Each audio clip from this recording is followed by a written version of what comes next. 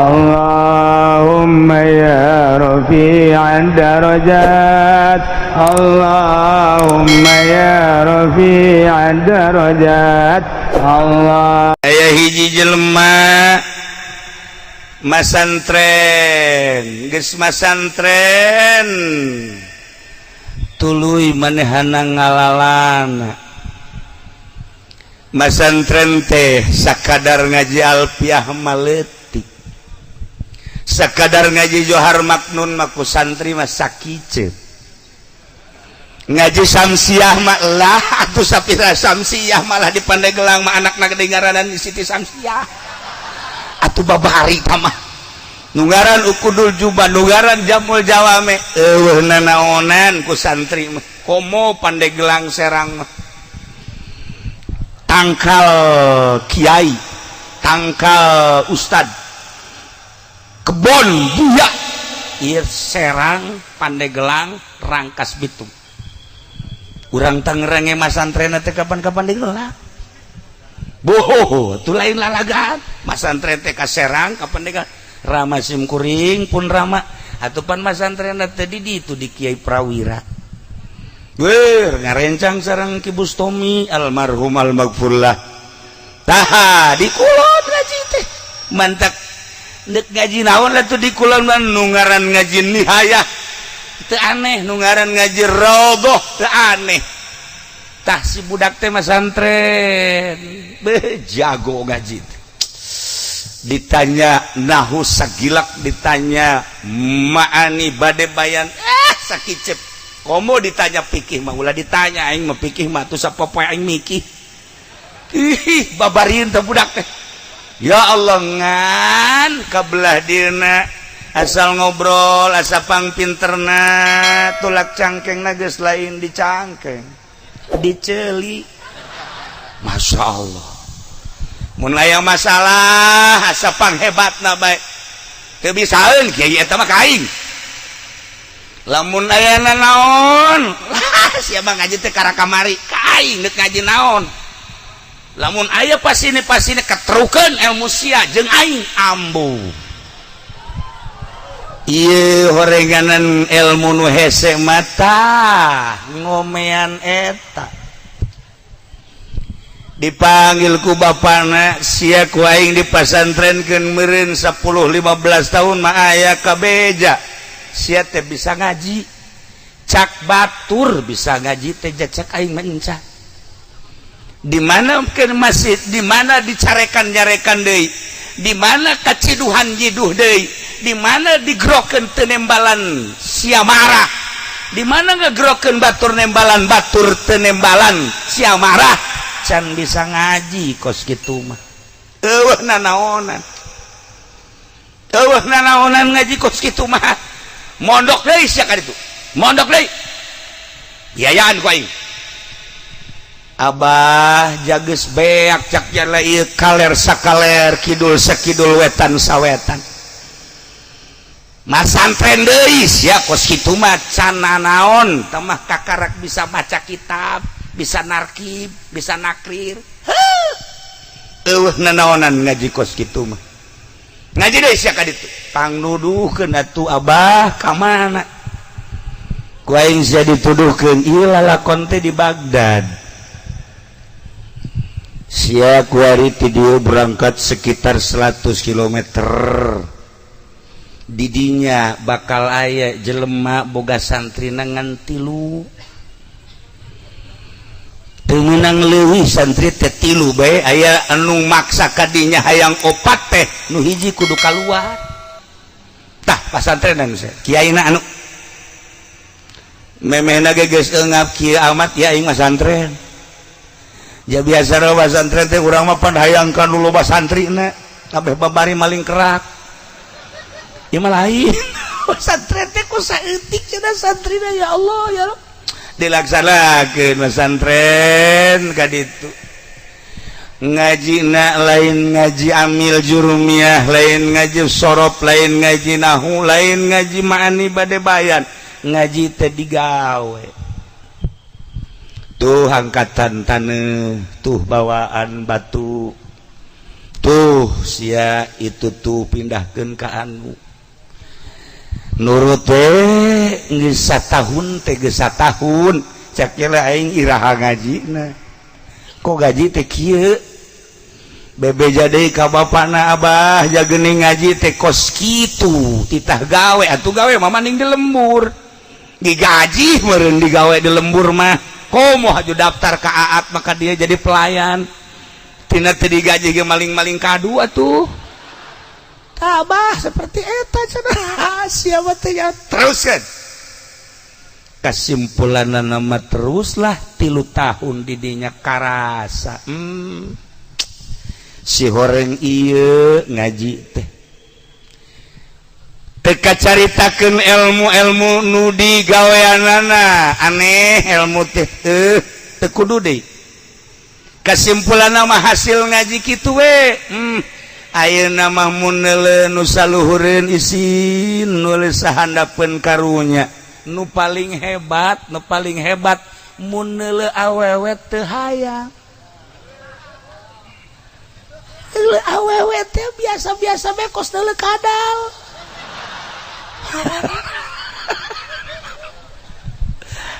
pan ari ieu mah dikiaikeun ku batur lamun aya nu ngiceupan jahe beuh komo si eta mah teu kudu dikiceupan ngiceupan sorangan jeung deui nya mah lain awewe bae keboreuneuh ge dikiceupan brengsek ieu mah bajingan ki ato ulah disangka hebat kadeleuna kos kitu kos kiai sarua teu meunang manggih nu bahenol tah ieu hayang neuleuh awewe biasa-biasa bae bari teu ngarobah tina sikap kestabilan diri jeung kanormalan horeng aya elmuna nu mantak Tuan Abdul Qadir Luhur diangkat jadi wali kabelah dieuna Gus Dur diangkat jadi wali belah dieuna Habib Lutfi beuh nya kasep dinyana Habib dinyana pinter dinyana wawasan di manehanana pergaulan di manehanana endeuh saha awewe nu teresepeun atuh ka Habib Lutfi mah aya kabeh di manehanana haju loba di nu harayangan baik kalangan syarifah komo kalangan ahwal mah apa manehanana haju hayang henteu apa teu normal anakan kapan sieun mah nu kanyahoan mah opat nu kanyahoan ku urang nu teu kanyahoan wallahu alam jajuri kabeh tah mah ilmu eta horeng nu hese teh Gusti Allah nu agung ayeuna geus karasa ya Allah neuleuh nu sugih biasa bae neuleuh pejabat biasa bae malah mun neuleuh polisi teh karunya sia teh bakal ka surga apa ka neraka hirup kos kikituan mun neuleuh tentara teh karunya maksudna karunya sia teh bakal salamet apa henteu cacak-cacak aing dikiaikeun ku batur bapak aing ge sakitu hebatna wallahu alam sebab hawa nafsuna masih gede kene teu ngarahoun batur teh aing ye masantren teh geus datang ka dia balik ayeuna ka imah katingali ku bapana sieup kasiepanana lain deui eta ya Allah ya Rabb ngurusan bapa pohara isuk-isuk lain ku pamajikanana diurusan teh ku anak nu tadi teh ya kebutuhan bapa misalnya hayang cai panas cai teh kopi manehanana nu tandang nyeusehan baju bapak teh lain ku pamajikan tapi ku manehanana segala rupa teh ditangkes ku manehanana hebat aing boga anak insyaallah alhamdulillahirabbil alamin hiji mangsa bapakna hayang dahar jeung hulu embe kabeneran sekitar 20 meter tidinya aya warung ngajualan hulu embe di timur tengah mah kitu kus di Arab akhirna meuli lah si anakna kadinya nunggus dikemas dipasak sakitu bagusna dijinjing ku manehanana kira-kira bangsa 10 meter deui ka imah dibongkar ku nyana ku anak cokel matana di dahar we mantep sorangan bae celina kunyana dipotong ke dahar letahna di dahar otak paneuna otak mantep heuh polo tak kudu boga polo mantap ke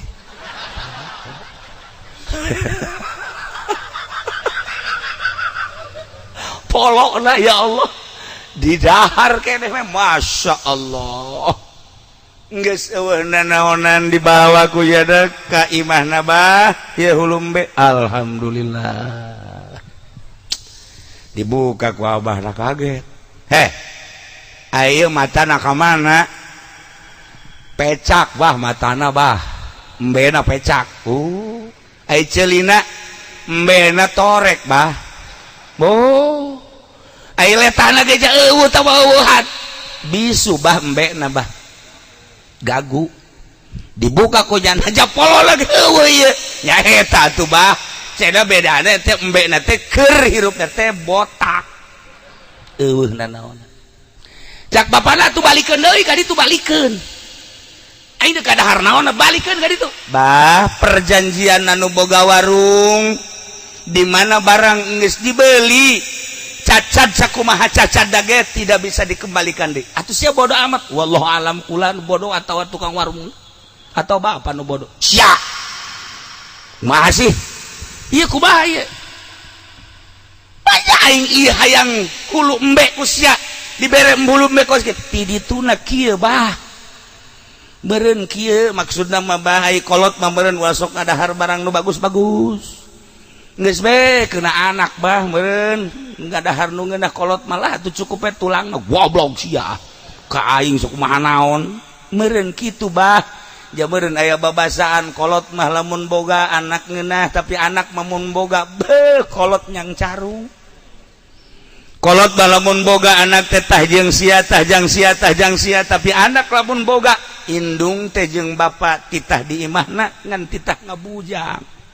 mak di dieu bae nya seuhan tah beuh budak siga hebat abah di dieu bae nya jeung kula tah atuh paculan-paculan sisi imah goblok teh coba diserang ka lain di Pandeglang KTP nama urang Pandeglang tah ieu kolot sugih anak ngeunaheun tapi anak sugih wallahu alam sebagian akhirna ieu anakna disarekan bebeakan ku bapana cicing bae bahkan katampiling sagala ku bapana teu ngalawan ai kos kieu mah anak teh bangkawara ku aing sia dipasantrenkeun diajikeun deui tapi ternyata sia ka aing teh geus kalojokeun gas ku aing sia dipenjarakeun sia mangga bae abah akhirna dipanggil hakim sageusna dipanggil hakim cak hakim aya naon bapak anak bangkawarah ngahina kukula geus diselidik katukang embena ternyata di ditu nama bagus tapi ka abah beha ku jana kabeh ieu mah lain masalah dagingna lain masalah nanona tapi masalah penghinaan anak kakolot penjarakeun akhirna si hakim teh keke tanya heula maningan ge proses ulah main penjara bae proses heula geus di imah bae prosesna ulah kudu di kejaksaan mangga proses coba ceng ai maneh saha ngaran abdi abid ai maneh ieu lalakon hirup kumaha mimitin abdi di pasantren ke alhamdulillah malah nambah deui abdi pasantren teh hari ieu titah meuli hulu embe haju kunaon ku aceng di daharan kieu abdi teh boga amanat ti guru abdi hasil masantren menang nitah abah masantren teh hiji eta mata teh ku abdi teh dicokel teh maksudna ngaisyarahan mata abah teh ulah jelalatan bae sebab abah mah geus kolot ge teu meunang manggih nu eplok cendol pagi asal anu pinarepna gede bae haju ngabanding-bandingnya dunia imah asana ieu mah lain deui ieu mah rada gedean ieu tah pikiranna kitu bae tah anu badak abdi menang isyarat ti guru abdi cokel mata anak memeh nyokel mata abah jeung memeh mata abah dicokel di akhirat mending diisarahan ku nyokel hulung beul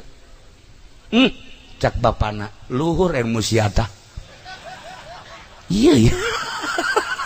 aya teh ceuli pan abah masa popoe teh ngadengekeun dengan gitar bejeng suling teu eureun-eureun abah mangkaning abah teh geus kolot mun isuk pageto maot meureun teh ceuli bakal diproses di jero kubur teh ieu teh 24 jam teh dipake sare sabaraha jam dipake ngadengekeun naon sapopoena sedengkeun umur teh meureun 50 60 70 tahun ieu bakal kumaha teh ceuli cak guru abdi ceuli sing hade torekan nu mantep ku abdi diisarahan ieu ceuli embe teh dipotongkeun abeh abah ulah terlalu ngadengekeun permaksiatan ih cak bapana luhur oge teh sia tah ilmu teh tah ih pandang bapak eta letah diadu-adukeun kiai jeung kiai ngadu usum pilpres terepeh nu jadi presiden jeung nu jadi wakil geus beres kiai jeung kiai anu can sasalaman gara-gara letah polisi jeung TNI terepeh nu jadi presidena al mulya nu mulya Bapak Presiden Jokowi dihandap can sasalaman aya anu masyarakat jeung masyarakat ustad jeung muridna ngancam mun sia teu milih nomor hiji moal di aku jadi murid sia ku aing si itu na geus jadi presiden si ieu na can sasalaman letah ndeu kumaha ieu lalakonna ndeu kumaha batur anu jeuk jadi inohong batur anu ndeu jadi presiden batur lu jadi wakil urang nu ribut dibere sabaraha duit sih sebenarnya mah Haji Pendi kamari 4 juta ka neraka ya Allah rugi amat ya Allah ai batur ka neraka ge mobil batur ba jabatan ai 4 juta Gusti geus ulah milu balik jeung aing sia teu hayang aing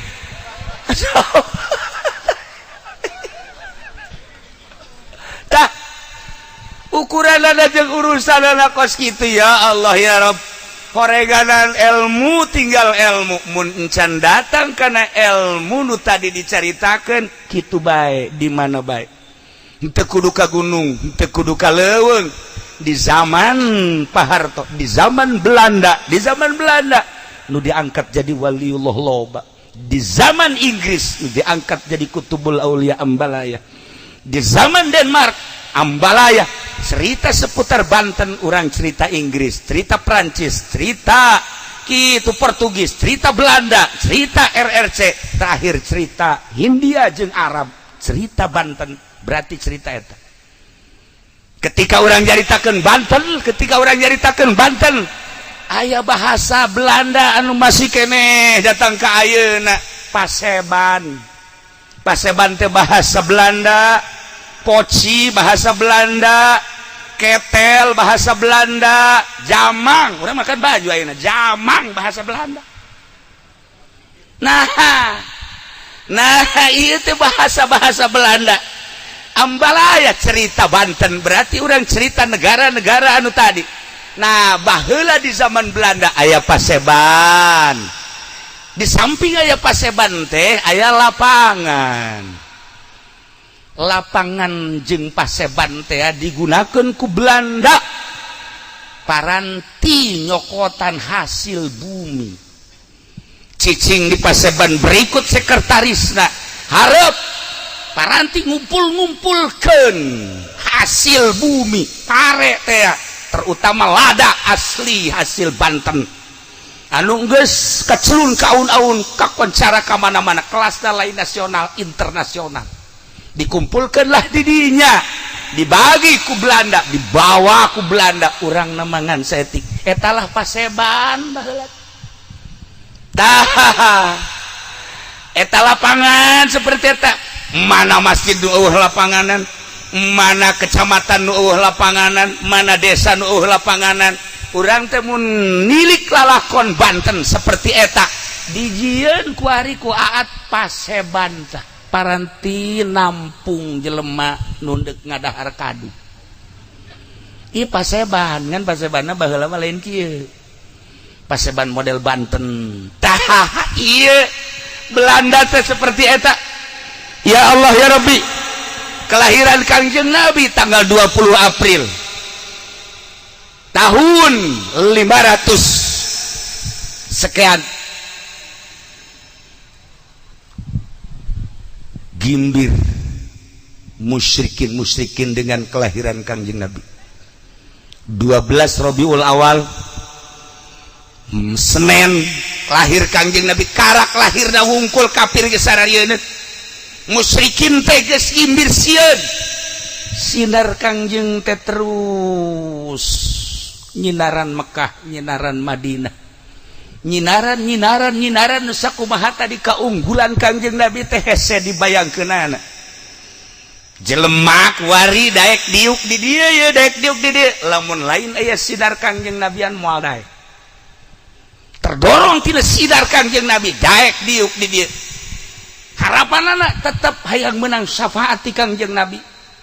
Naon bae anu terjadi? Macet jalan, bodoh teuing, batur mah lain deuk muludan, ieu aing mah deuk muludan.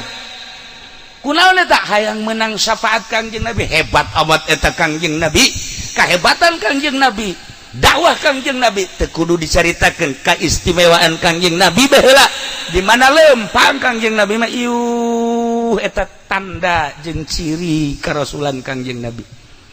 Ieu we Kangjeng Nabi mah geus pada apal urang mun nyaritakeun berjanji, nyaritakeun teh kahebatan Kangjeng Nabi, sinar Kangjeng Nabi, datang ke perang Kangjeng Nabi. Ketika Kangjeng Nabi perang, musyrikin Quraisy, Yahudi Madinah sararieun kabeh ge asana aing paeh, sahabat mah perang paeh surga.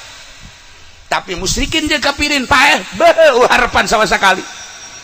Di zaman Kangjeng Nabi mah sahabat teh pedangna teh dikarariekeun wae teh disarangkaan. Cicing di hareupeun imah, cicing di sisi jalan.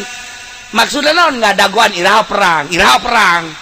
Ketika instruksi Kangjeng Nabi perang, bot. Begitu perang aya informasi salaki bibi maot. Alhamdulillahirabbil alamin. Sorga ti heula. Saurang deui babaturan maneh perang di medan laga ceurik nya nama. Kunaon maneh ceurik? Sedih lain kunaon teu aing nu teu heula paeh. Zaman sahabat urang limun ningalina siroh kahebatan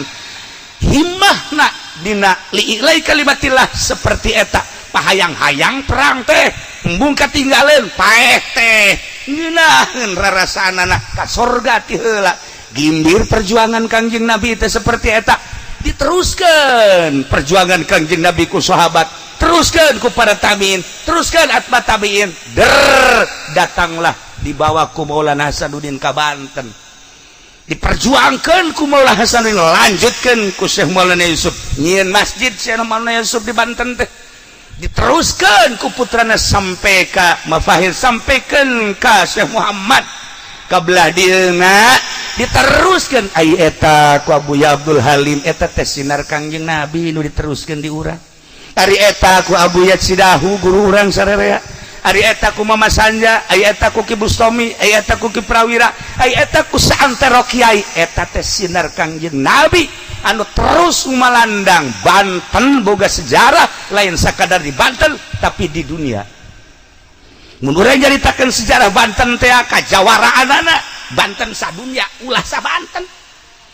Lain sabanten kula geus carita tadi, cerita Banten, cerita Inggris, cerita Banten, cerita Portugis, cerita Banten, cerita di Denmark, cerita Banten, cerita Belanda, cerita Banten, cerita Arab, cerita Banten, cerita India, cerita Banten, cerita Cina. Masya Allah, pergerakan Syekh Maulana Hasanuddin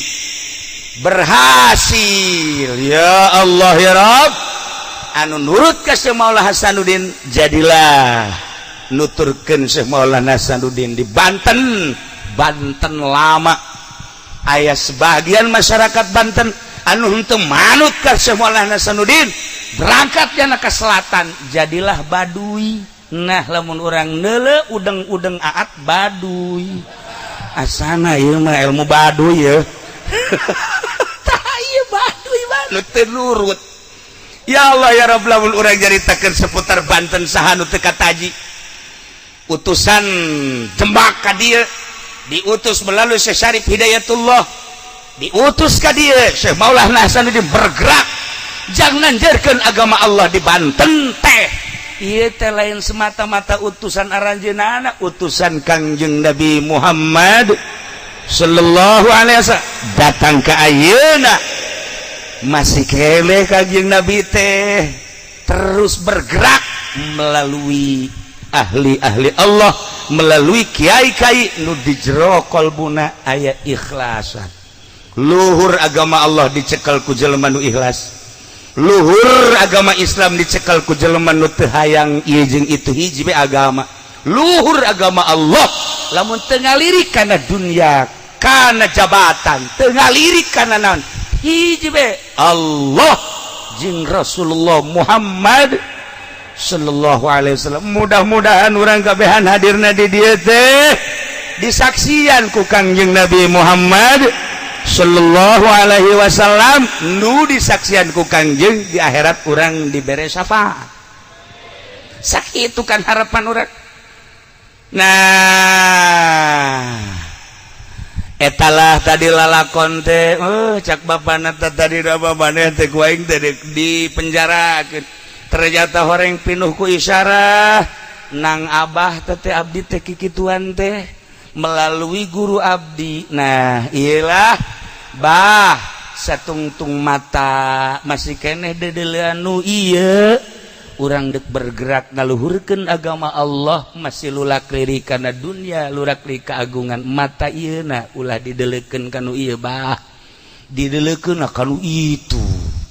Satungtung ceuli didegekeun kanu biasa cara kuari bah, dek bergerak melalui yayasan, melalui majelis taklim pondok pesantren. Bah, atuh pasinina dunia bae jeung keagungan kemuliaan ceulina bah. Celina rorek bah, celina kitu keneh irungna, kitu keneh letahna, satungtung letah masih keneh rarasaan nu ieu moal luhur agama bah. Tah ieu abdi teh beunang isyarah ti guru nu mantak matana bentakeun tapi lain bentak ka dunia, decelina dengekeun lain urusan dunia. Kitu keneh lisana ulah urusan lisan dunia. Nah, nu bergerak di Indonesia wali sanga lamun cara mata urang jeung ceri urang moal luhur. Syekh Maulana Hasanuddin bergerak di dia lamun masih keneh mata kos urang celi kos urang moal luhur. Urang kataji ku abuya urang masyaallah pohara hese nurutanana sebab matana geus lain dedeulan kos urang, dedengeana lain kos urang. Urang ningali mama sanja ge zohirna mah biasa bae. Beuh moal rebuan anu ngaji teh ja alfiah mah sarua kitu-kitu keneh surahna kitu-kitu keneh. Tapi kok berbeda dedeulean ieuna jeung dedengean ieuna geus lain dedeulean cara urang jeung dedengean cara urang. Lelengkahanana ge geus lain cara lelengkahan urang. Alfiahna akur dibaca kadang-kadang semula lagaan. Tetapi kok lain deui Fathul Muin nu dibaca ku urang jeung ku guru-guru urang anu ikhlas lain deui. Kok dicaringin bisa ribuan sih padahal Fathul Muin akur bae lain deui dedeulean ieuna jeung dedengeanana. Masyaallah mun geus datang ka dinya luhur agama. Nah, ya hiji awewe di Baghdad ngaranna Nyi Malikah eta mah awewe ya Allah ya Rabb. Baik, pohare. Saja saya manggil sadang bandingan lagi saya. Irungna mancung ya Allah ya Rob. Iya pipina ngadaun seure ya karim pandi-pandi gelang mah daun angka. Daun matana bentik ya Allah ya Rob. Istilah parahyangan mah ieu letah halis da ngajeler paeh. Gadona ge endong sepotong. Pandi serang mandog hiji ya dijualan deh dong lagi tah haju ieu ge lenggik sakumaha biola masyaallah ieu bitis teh bitis ngabuah jantung cek urang Bandung mah di dieu mah pan buah nangka mah lulu boh harata ieu geulis nu paling hebat warna kulit disebut beureum lain disebut hidung lain disebut putih lain masyaallah. Mun urang nyaritakeun warna Kangjeng Nabi abyadu syarban bihumratin putih kemerah-merahan. Urang mah hese nyaritakeunana di urang mah ka Madinah gerage ningali bulah awewe, ningali lalaki umur 20 24 tahun. Beuh nu kasepet di Madinah. kula ka Madinah ningali eta kasep amat bareng neuleuh babareng yang yo ieu mah kos kieu mah lain jelema juri ka saleh mah mana di Madinah karasep mah masyaallah karim tah inget boro Kangjeng Nabi na umatna di zaman ayeuna bae nu kasep masih ambalaya keneh pohara komo Kangjeng Nabi nah ieu awewe Siti Malikah pohara geulisna haju di samping geulis sopan ngomongna lemah lembut hiji lalaki nu henteu tertarik pan aya di Pandeglang mah geulis ge ka mana dia atuh kaget urang ndet daek ya henteu ka mana dia bau burak pohara tah eta saware ieu mah masyaallah lemas ngomongna bade ka mana waduh abdi teh bade ka sareng saha kan geuna kan ngeunaheun ka dieu ka jantungna aku malah mun kieu mah ngiring atuh abdi boh atuh paeh di dinya nya mah atuh paeh di dinya ieu geulis jasa ya Allah ya Rabbi ngan hanjakal kageulisanana dijualan horenganan jadi WTS Masya Allah karim istilah baheula WTS teh kabelah dia nama perek kabelah dia deui mah eta teh cek urang Garut mah cek urang Bandung ublag ngaranna cek urang dieu mah ngaranna naon atuh nyahoan teh mah ja osok meureun jablay hebat taata tah atuh kulataran geulis target lagi Masya Allah karim mun kuari Mbak Syahrini sabaraha sapeting 1 juta balikeun teu nyaho harga teh mah budak ye teh borong Gunung Karang mahal hargana ya Allah ya Rabb pokokna mah kelas bos kelas pengusaha kelas pejabatnya bangsa ti camat ka handap moal diladenan ti bupati ka luhur karak eta ge geus lain saeutik ti bupati gubernur woh komo bangsa polisi-polisi mah nya keamanan yang ngamankeun nya ngilu sararia aja saya polisi baheula tapi kuari mah leuwih parah nah iya nah ya si Malikah teh pohara amat Masya Allah karim watu nu kontrak sapeting nu kontrak seminggu nu kontrak sabulan atuh laku da luar biasa geulis da lain lalagaan gelis dan lain lalagaan ya Allah ya Rabbi nah ieu si abid tadi santri anu geus hebat teh endek naklukeun jelema dakwah di kelas biasa mah babari cek si abid dakwah anu make punggang panggung mah lah tah mah biasa dakwah ngadakwahan jelema-jelema anu henteu kabair mah gampang ye aing mendek ngadakwahan sia ya ku aing coba ku aing dibeli sia ku aing hebatna si abid dakwah teh lain di panggung aja dibayar lain sia batu muludan teh geus dibuleudan sapeting 10 juta berarti 3 peuting 30 sabaraha tah atuh sia mah neraka dakwah kos kitu mah atuh hei tah ieu mah lain ieu mah ya Allah si abid dakwah ditanya neng sapeting hayang sabaraha harga termurah 100 dinar sadinar teh ya 4 gram emas kira-kira lamun 100 kali 4 berarti sabaraha 400 hargana mun kuari sagramna teh 700.000 jadi sabaraha cepet aing teu percaya ka sia nu bener sia paingan rugi bae ta dagang teu nyaun ka harga bloon teh budak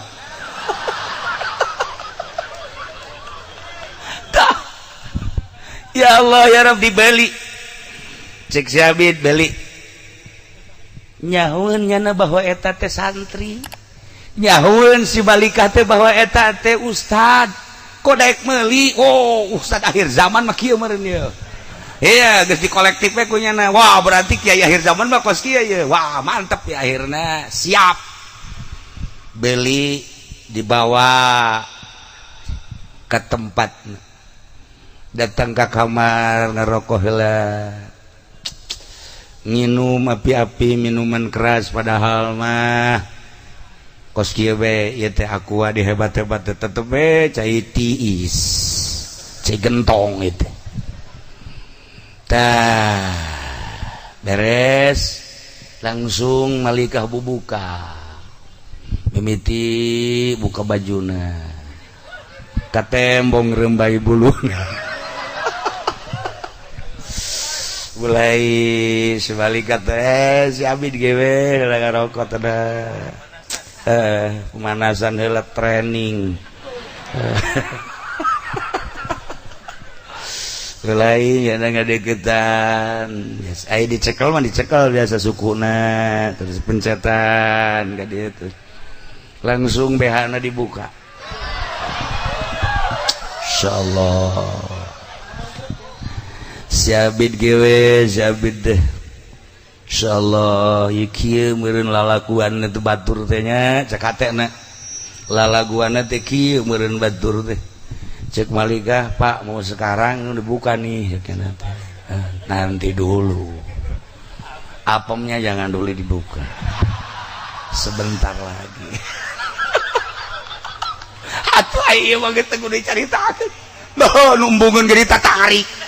atuh ditatarik teh kos kitu masyaallah pernah embereuneuh kuyana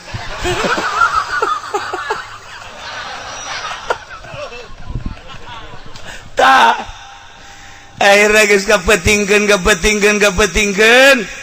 cekel kumanehanana bitisna dicekel ping-pingna cekel cangkengna kunaon eta malika jadi ceurik rembes cai mata ke neng kunaon jadi ceurik belayan kakak lain deui jeung belayan nu lain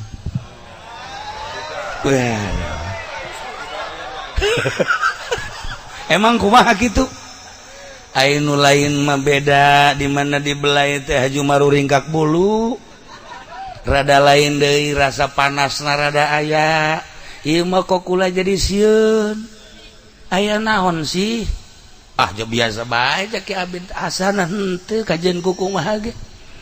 kula dibelai kuno sejen kula dipeluk kuno sejen geus terbiasa lalaki nu korban dipelukan kaula geus lain hiji 20 mungkin 100 tapi begitu kakak ka Abid ieu nyekelan kula lain deui kula jadi naon muringkak buluna lain deui bahkan ieu jadi kalaluar kesang kok aya naon ya nangtung nyana seunggeusna nangtung BH dipake dike heula ulah ka dipake cenah nyana henteu lah cek cenah mah dipake bae cenah terus be baju dipake deui malah sakorodong ka dieu kok jadi kieu sih malika kula mah jadikeun pamajikan bae pat kula mah geus endeuk-endeusan jadi jablaina hayang jadi pamajikan Abid iya tuh nanaonan endeuk nanaonan kok kikieuan aya rahasiaan aya naon pangbukakeun rahasiana kula moal meunang balik ka kakak moal dibuka ieu kunci lawang lamun encan dibejaan aya rahasia naonan sehingga kula kok jadi kesangan jadi lain deui perasaan jadi lain deui berbalik birahi kaula nu tadina poho ka akhirat kok kuari jadi inget ka akhirat aya naon ieu begitu dicaritakeun cek Abid kula ieu selalu begitu ngadenge anjeun terus bae dihajar maca sholawat bae terus kula berangkat teh deuk ngadakwahan anjeun maca sholawat teu eureun-eureun kula terus maca sholawat mun tayang ka Allah bari nu digambarkeun Kangjeng Nabi lamun Kangjeng Nabi Yusuf disalametkeun tina kejaran Siti Zulaikha lamun baheula di Baghdad aya nu disalametkeun tina kejaran wanita lamun baheula aya nu disalametkeun di Uspan tina kejaran wanita jeung loba-loba wali Allah maka kaula deuk naklukeun anjeun melalui sholawat ka Kangjeng Nabi jak Kangjeng Nabi teh ditinggaliana lain teh cara urang maka kula nyambat ka Kangjeng Nabi melalui maca sholawat coba kukula dek diragapkeun ieu hasil sholawat kaula ka awak anjeun paingat cek balik ulah manggeus bae ieu mah embung ke kumaha ge hayang dikawin bae ye kumaha nya kula ngawin kos kitu ye awe nu sejen lo bade gratis sakeun atuh gratis ge heula emang aat atuh tadi gratis ge siap jasa dah iyalah akhirnya terus badahana baralik sageus baralik nah di ijazahan sholawatna burdah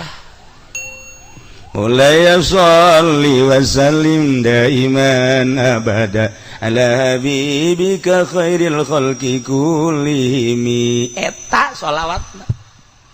min tadhakuri jiranin bidhi salami mazajtada manjara min muqlatin bidami bahar basit deku bahanga bahar kenana terserah nu jelas mah eta nabiyuna al-amiruna hifala ahadun abarra fi qawlila minhu wala na'ami maulaya sholli wa sallim daiman abada ala habibika khairil khalqi kullihim urang mun hayang ngimpi ka pangijeng Kangjeng Nabi bae maca sholawat maulaya tur maca na'am saro sareupna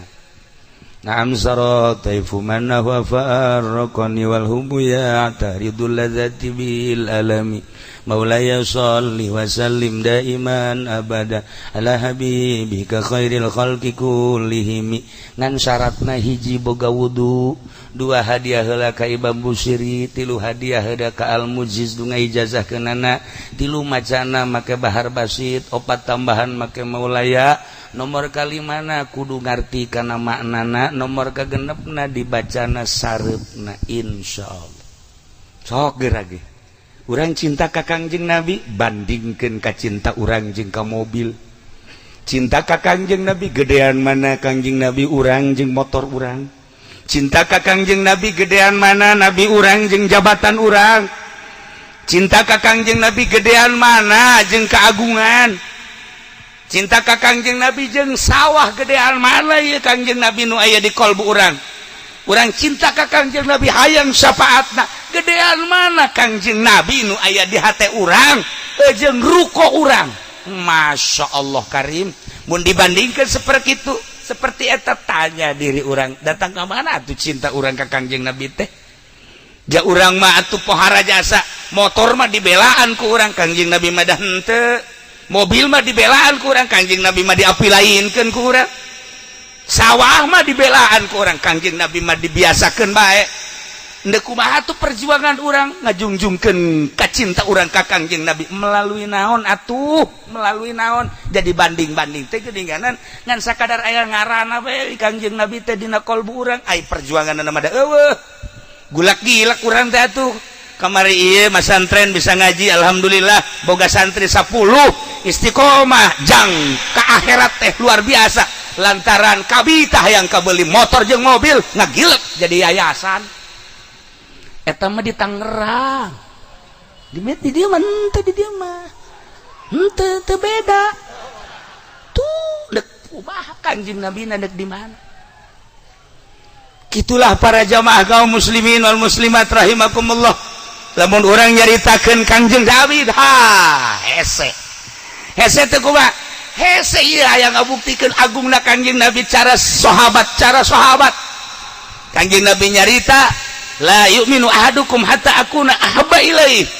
min nafsi wa min ahlihi wa min malihi wa minan nasi ajma'in dibuktikeun ku Siti Nusaibah aya hiji sahabat awewe ngaranna Nusaibah bin Ka'ab boga salaki ngaranna Said tenang di dapurnya na Saidna keur hese nginahin jasa jadi sahabat teh nungguan perang kadenge rombongan sahabat bleg kadenge rombongan kafir deg Siti Nusaibah kaget pasti ieu peperangan kajen kukumaha ge ieu teh peperangan kajen kukumaha ge dihudangkeun perang Uhud ka kasalakina akhirna rombongan kafir geus berangkat ternyata deuk merangan muslimin Muhammad jeung sahabatna kurinjal bae hudang kunaon lain aing cek nya nu ngadenge endahan sia aduh tinggalin aing gegeran make baju kere berangkat naik kana kuda set tinggalin pedangna diangsongkeun ku pamajikanna cek Siti Nusaibah ka ieu pedang ulah waka pulang lamun can menang ka berangkat Kak doakan ya berangkat set lapor ka Kangjeng Nabi cek Kangjeng Nabi berangkat silakan perang perang Uhud gugurnya na di Medan Laga diutus ku Kangjeng Nabi babaturanana bejakeun ka pamajikanana gugur kitu di Medan Laga datang waalaikumsalam aya naon kabar naon salaki gugurnya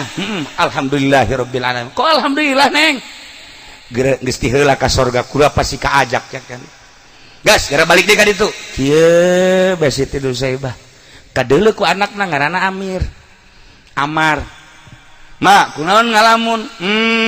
abah maneh gugur di Medan Laga syahid amma mah ye emak bungah jasa emak mah aju kok ngalamun eueuh deui kirimkeuneun ka ditu ieu saha nu kudu dikirimkeun jangan luhurkeun agama Allah cak Amar abdi mah umurna 15 tahun siap-siap ka ditu lain siap-siap teh masyaallah ieu anak emak caknya doakan mah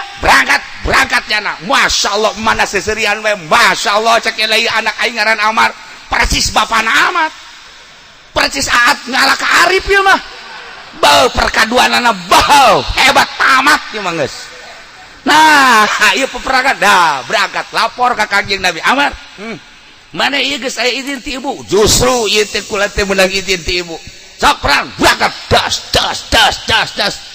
gugur deui di Medan Laga bejakeun cak Kangjeng Nabi ka mana ka ditu bejakeun deui aya naon Amar gugurnya alhamdulillahirabbil alamin abahna jeung anakna geus aya di sorga ngalamun nya kieu beka panggih deui ku Saad anak nu pangbungsuna umurna 12 tahun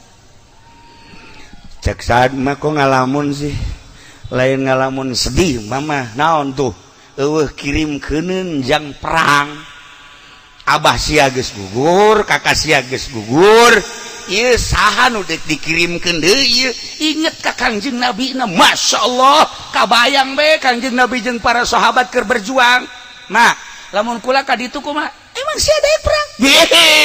atuh lamun abah ka sorga kakak ka sorga manja kula kudu tinggalin ka sorga je ayo berangkat ka ditu berangkat umur 12 tahun berangkat menghadap ka Kangjeng Nabi aya naon maneh Saad kula ieu deuk siap awak kula dipake berjuang maneh mah budak ajeun asal aya izin bae ti tuan emak kula geus izin ayo guys berangkat ke Medan Laga wah luar biasa kancolahna di Medan Laga tapi didelekeun bae kan ku musyrikin ku Yahudi sia budak leutik dihajar sia ku aing bener bae dihajar itu tukang joget saat gugur di Medan Laga bejakeun deui ke mana Nusaibah saat gugur abahna di sorga anak sulung di sorga nu kadua di sorga nu katilu geus kabeh caknya di sorga kabeh ieu dah tinggal aing kuda dikaluarkeun deui set nyana make baju kere awewe naik kuda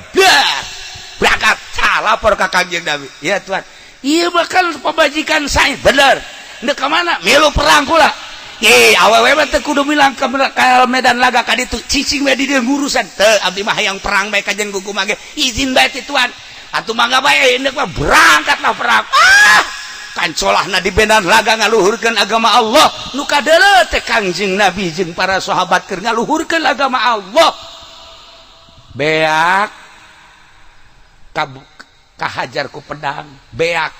ieu na leungeunna potong ieu na potong sukuna potong beak kabeh beres perang Kangjeng Nabi ningali Said Amar Saad jeung mana rep ti luhur mendung anu pohara sigarek hujan Kangjeng Nabi nanya ka sahabat anjeun apal henteu itu di luhur teh reuk muhun itu di luhur teh mega muhun katigali kumaha mega eta teh seluruh malaikat salangit ngalayan ka mayit nu ieu kulantaran hatena eueuh deui nu dipakekan cinta iwal ti kaula kula ngucapkeun la yu'minu ahadukum teu termasuk iman nu sampurna salah sahiji arajan kabeh hatta akuna ahabba ilaih sehingga kaula nu dipake leuwih kapake karesep min nafsi tibatan awakna ieu modelna min malhi tibatan hartana tah ieu modelna min ahli tibatan ahlina tah ieu modelna minan nasi ajmain tah ieu modelna dilayadna geus lain ku gubernur dilayadna geus lain ku raja dilayadna geus lain ku bupati komo ku polisi mamun bisa mah urang paeh ulah dilayad ku nyana ku tentara kitu keneh lah nanaonan maca sholawat moal aja ulah kitu cenah kiai hai nyana maca sholawat tuh masalah ngan beusi urang datang ka dinya mawan niup priwit bae kitu nah atuh loba polisi ge nu hebat hai nu hebat tuh masalah tah ieulah dilayadna ku malaikat salangit nu ngomongna Kangjeng Nabi Muhammad sallallahu alaihi wasallam ieulah perjuangan Islam teh kudu Kangjeng Nabi teh leuwih dipake ka cinta batan dirina leuwih dipake ka cinta batan hartana leuwih dipake ka cinta batan ahlina leuwih dipake ka cinta batan manusia sakabehna ieu mah jang ngabandingkeun urang geus datang ka mana cinta ka Kangjeng Nabi jeung ka diri urang eta Sidina Umar ja Sidina Umar teh Sidina Abu Bakar kabehan ngobrol jeung Kangjeng sehingga ngobrol ya urang Arab nu rada jauh baduy Kangjeng Nabi nyaritakeun sorga Kangjeng Nabi nyaritakeun neraka careureut Kangjeng Nabi nyaritakeun sorga seuseurian kabelah dieuna Kangjeng Nabi teh nyaritakeun almar'u ma'aman ahaba seuri kabeh balik ka ibahna masing-masing nu urang Arab baduy teh caritakeun ka keluargana carita neraka asa di neraka jeung Kangjeng mah carita sorga asa di sorga jeung Kangjeng mah tapi urang indah da cenah jeung Kangjeng mah engke ye bakal dibarengkeun jeung dipake ka cinta urang pan cinta susurian jeung keluarga isuk susurian deui 3 poe nyana ngarasa munafik loba susurian kapanggih jeung Sidina Abu Bakar Abu Bakar kula mah munafik kunaon asana ibadah teu sabaraha tapi asa di ka sorga bae munafik asa deui kula ge sarua ceuk Abu Bakar asa aya bae ta bahasa Kangjeng Nabi heuh bebejalah ka Kangjeng Nabi sagasa bebeja ka Kangjeng Nabi cek Kangjeng Nabi bagus masalah cek eta urang Arab teh cek urang Arab abdi mah nyaritakeun sorga asa sorga nyaritakeun neraka asa neraka ieu teh kieu nu paling dipake ka resep bahasa Gusti almar'u ma'aman ahaba jol Sidina Umar cek Sidina Umar teh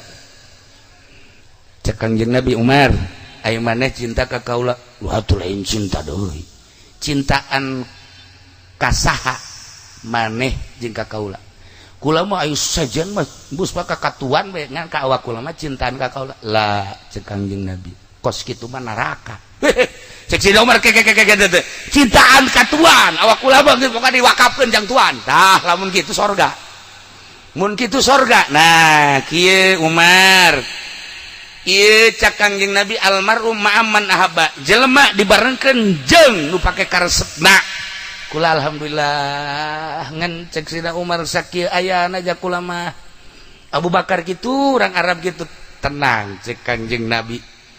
saha sih manusia nu teu berdosa kabeh ge aya lain rasul jeung nabi mah berdosa bae ngan engke di akhirat ketika ieu jelema diwilah-wilah melalui bendera siqal ladzina taqaw ila jannati subhanahu hatta idza jaa wasiqal ladzina taqaw bakal digiringkeun jelema nu takwa ila jannati subhanahu ka sorga wilah rombongan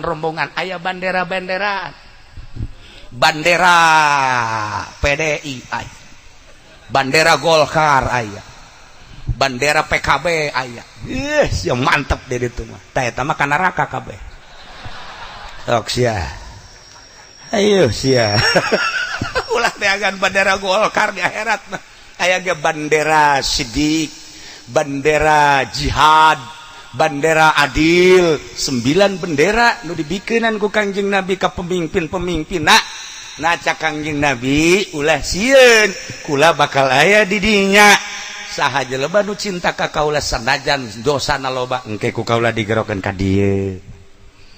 ditimbang amal salat bagus puasa bagus barang ditimbang ka dieu bohong aya nipu aya pan sieu mah terus bae pokoknya harasa lah neangan kabeneran di nyana hese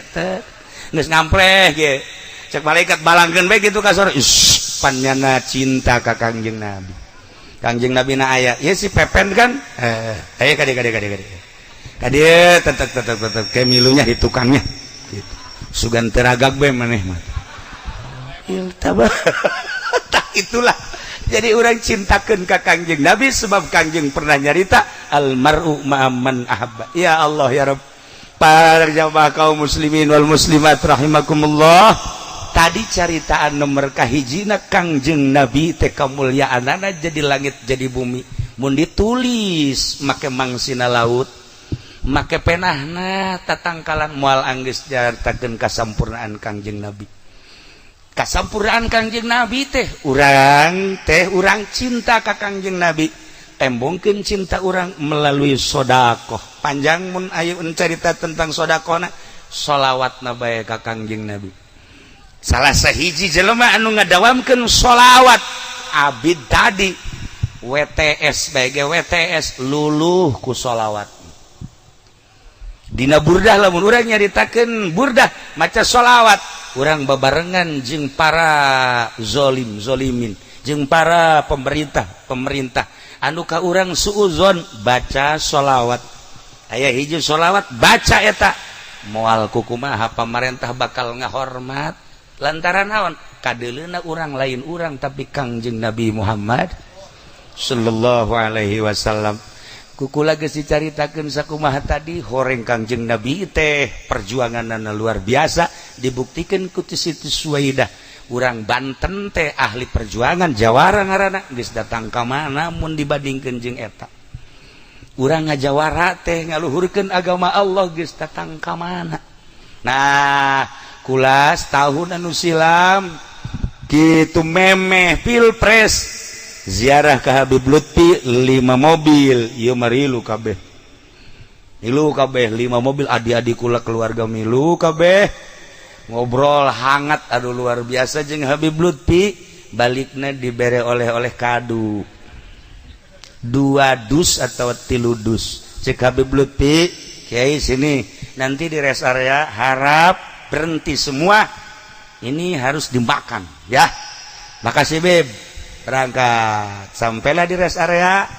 dibuka nu misleuk kadu bagus kabeh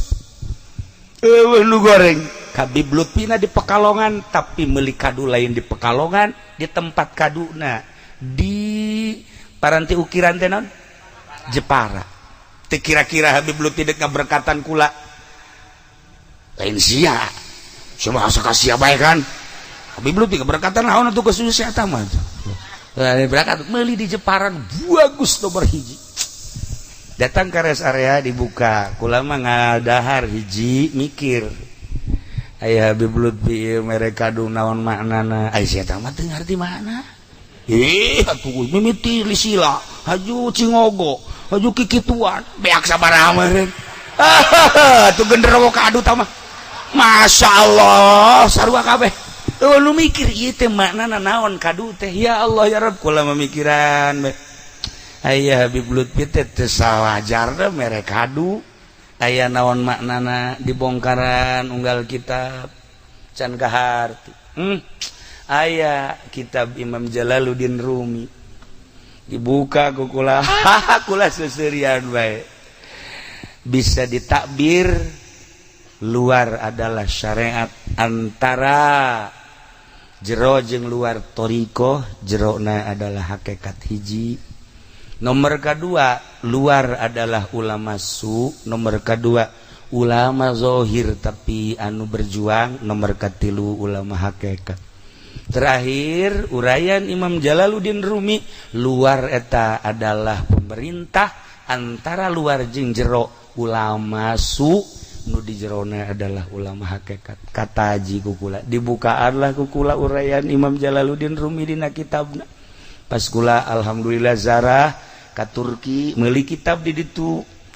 hese dibaca barang kagowar aya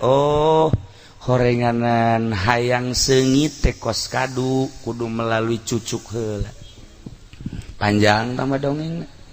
nu paling ngeri adalah cucuk eta pemerintah antara cucuk jeung jero eta adalah ulama nu deket jeung pemerintah di jerona nu sengit ulama nu jauh jeung pemerintah tah ilah kadu dibukaan antara makna-makna nu tilu teh naon dia teh cucuk ya Karim orenganan geus setengah 11 pelebah kaduna moal kabongkar ieu mah ieu setengah teu karasa ieu kaduna boh parah ieu Habib Lutfi ku pinter tah Habib Lutfi mere kadu tidinya kukulan teh terus we dibulak-balik eta kitab kadu teh kos kitu mantap kaharti urayan seorang kutubul aulia Imam Jalaluddin Rumi tentang kadu hebat amat eta Habib Lutfi mere oleh-oleh teh kadu mantap kukula mun dicaritakeun seputar pilpres tahun sebelum pilpres hubungan kula jeung Habib Lutfi luar biasa ratna tetapi kadeleuna kos nu akur kos nu beda kos nu akur kos nu beda masalah sampai pertemuan terakhir menjelang ke Bekah nyana melukula seserian bahkan loba amanat dan amanat iyalah karena kula memahami tina kadu horeng lain sakadu-kadunaat horenganan Haji Arif lumantak hebat lain bae di Pandeglang ieu teh suara Haji Arif teh lain bae di Serang lain Serang lain bae di Pulau Jawa ngaran Haji Arif teh di Jambi sajambi di Sulawesi Sulawesi di Malaysia Malaysia horenganan kaapikanana lain deui beuh Haji Arif mah anti lamun aya kadu nu pertama ragag dicokot anti milik maung Haji Arif teh ieu mantak hebat ngaran ka mana-mana teh atuh ngabogaan elmuna ai si eta mangorake dah di orang tuh Haji Arif mah Masya Allah kadu nu pertama ieu adalah ulah didahar ulah dicokot milik maung Haji Arif kumaha ieu jaan geus eueuh maungna atuh aya maungna marake kopeah ku mah eta anggap maung we teh ieu ge lain deuk mulu dan ka dieu teh deuk ngarorowot ben sabenerna kita teh geus gular-giler urang mah mikiran takziman wa takriman ka Kangjeng Nabi nya nama lain geus kieu nu mana ye atuh emang imah kos kitu genderuwo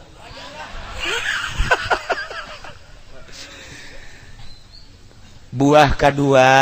ala ngan sing hade ulah bersuara ngalah buah nu kadua ilmuwan Haji Arif henteu sambarangan buah kedua ala ulah bersuara buah katilu mangga bersuara ge masalah buah nu kaopat hati-hati sebab naon maung teh horeganan geus lapareun deui maung teh lapareun deui nu terakhir jang maung deui asli leuweung kos kitu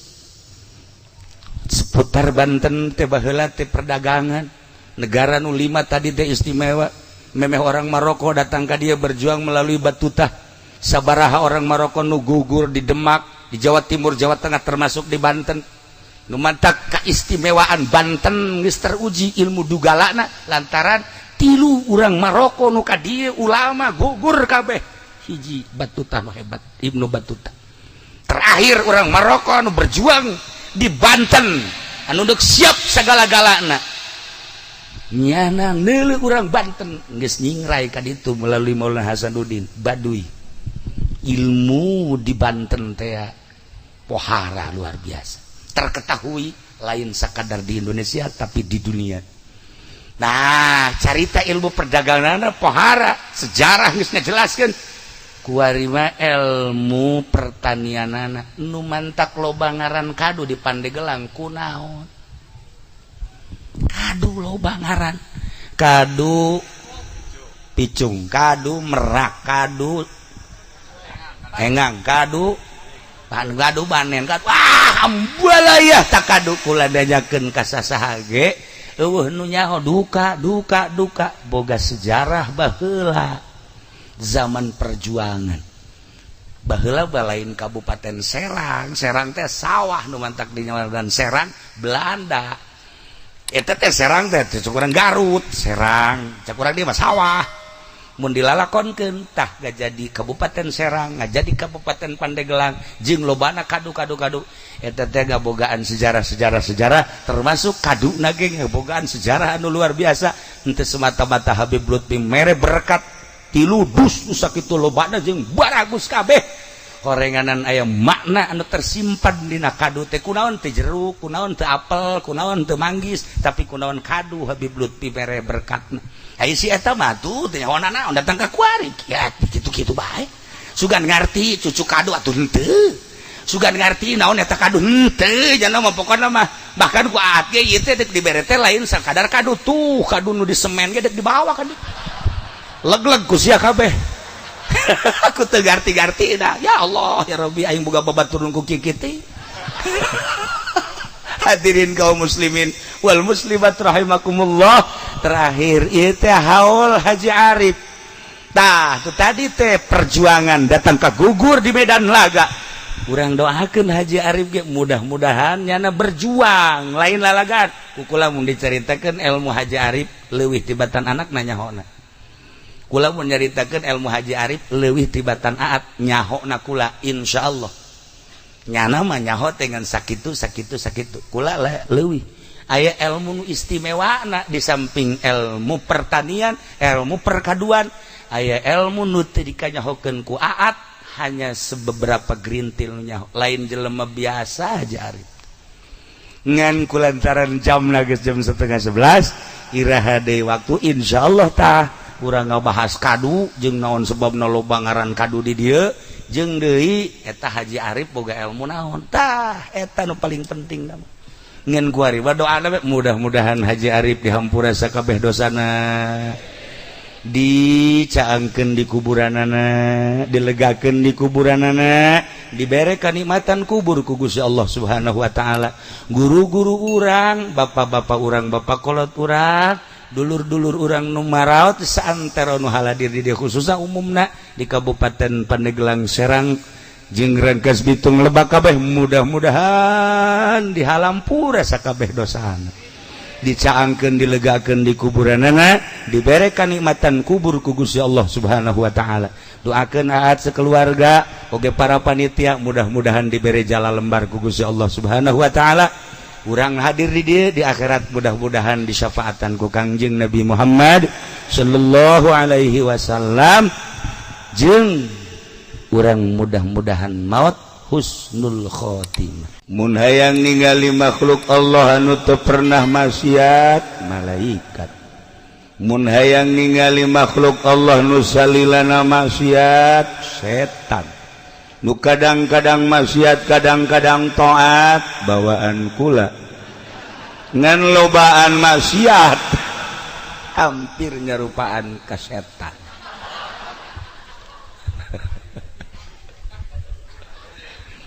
Ku ayana manusia mah antara malaikat jeung setan atuh disupri titah nuturkeun instruksi Gusti Allah melalui syariat, melalui thariqah, melalui hakikat. Lamun bisa ngabersihanana leuwih ti 50% naik ambeuna seungit kos malaikat. Lamun teu bisa ngabersihan terus we kahandap maksiat bajidor jeung sajabana atuh baueun malaikat ge mantak malaikat eta selalu ngambean sirah Haji Pendi hangru bau karunggoni cek malaikat. Ya Allah ya Rabb, lamun hayang urang nyarupaan ka malaikat urus awak make fikih, tapi lamun diurus sakadar make syariat fikih doang mah kadang-kadang ngan zuhirna doang nu bagus. jubah ngangsar ka handap, sorban make tilu, jubah make tilu, naik angkot atuh teh mah kudu dibawa ka grogol. Ieu zahir doa kos kitu katipu urang ku zahir. Encan seungiteun malaikat teh, tapi ketika dirarapi batinna ulah aya panyakit-panyakitan, ulah aya panyakit-panyakitan, panyakit diantara anu geus merambah di urang deukeut teuing ka makhluk poho ka khaliq, sehingga make jas hayang ka alam ku makhluk. Ulah dehem biasa bae sih make sorban hayang ka alam ku makhluk, teu meunang salah warna, kudu akur luhur jeung handap teu besi teu ka alam ku makhluk. Nah ieu teh calon dan nu kos kitu teh pisateun.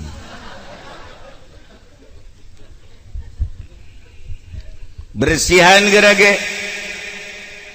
tina panyakit-panyakit, sebab urang teh baheula suci ketika diturunkeun ka dunia, diasupkeun ka jasad, loba watek-watek di jasad, mata, celi, irung, sungut jeung sajabana. Roh urang teh milu ka perwatakan eta, ketika kaluar deui teh maot atuh bobolokot.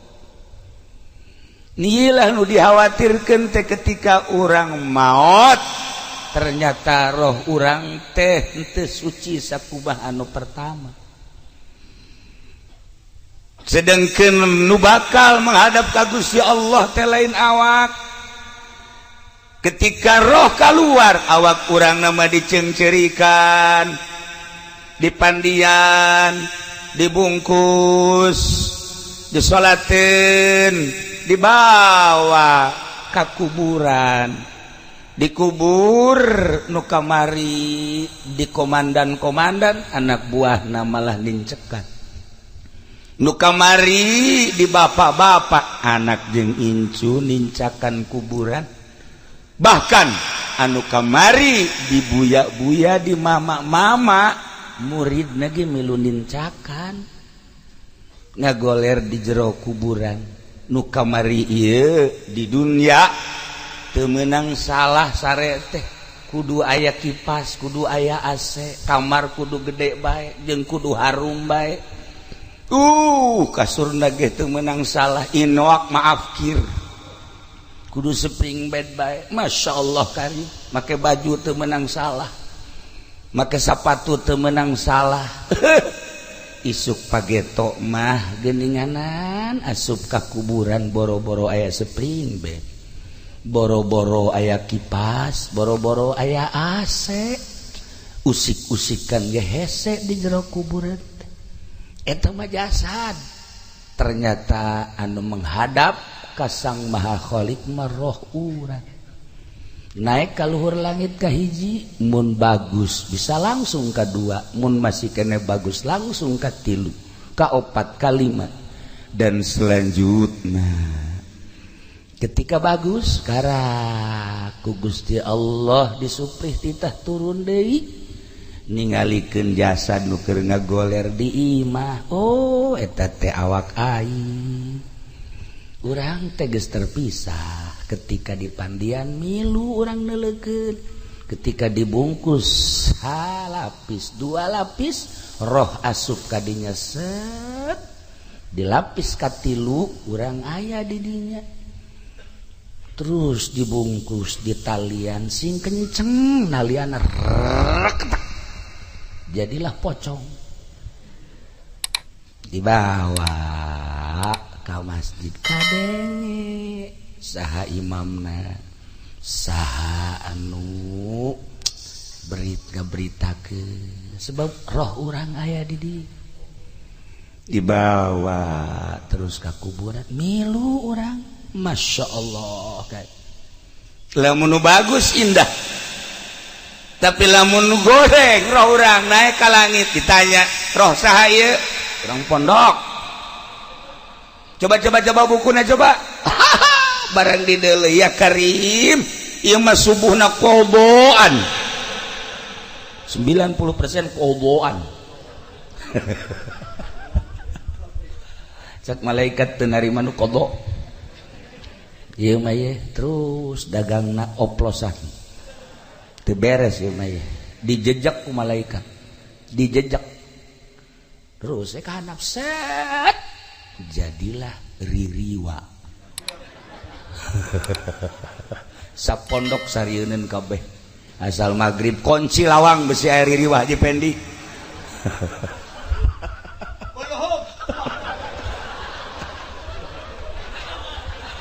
main kuluhum ya Allah ya Rabb Masya Allah Inggris seperti etalah bakal terjadi di diri urang mantap jelema teh hayang masantren